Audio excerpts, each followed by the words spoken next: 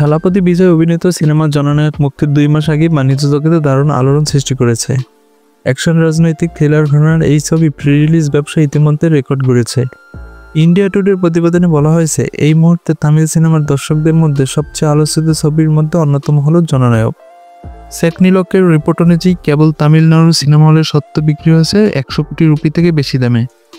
বিদেশের সত্ত্ব বিক্রি থেকে এসেছে প্রায় 80 কোটি রুপি। সিনেমার গান ও অডিওর প্রতি দর্শকদের আগ্রহ চোখে পড়ার মতো।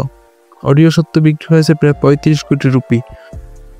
আর ডিজিটাল স্ট্রিমিং সত্ত্ব কিনেছে অ্যামাজন প্রাইম ভিডিও, যার দাম দাঁড়িয়েছে 110 কোটি রুপি। সব মিলিয়ে ছবির প্রি রিলিজ আয় ইতিমধ্যে 325 কোটি রুপি ছাড়িয়ে গেছে।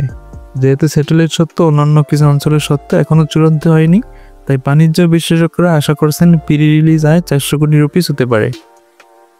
এইচ বিনোদ পরিচালিত এবং কেবিএন প্রোডাকশনস প্রযোজিত জননায়কে বিজয়ের সঙ্গে অভিনয় করেছেন পূজা হেগড়ে, ববি দেওয়াল, মামিতা বাইজু, গৌতম বাসুদেব মেনন, প্রকাশ রাজ নারায়ণ এবং প্রিয়ামণি। আশ্চর্যজনক বিষয় হলো, জননায়ক হতে যাচ্ছে বিজয়ের অভিনীত শেষ সিনেমা।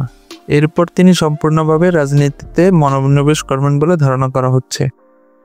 ছবিটি 2026 সালের 9 জানুয়ারি তামিল ও তেলুগু উভয় ভাষায় মুক্তি পাবে।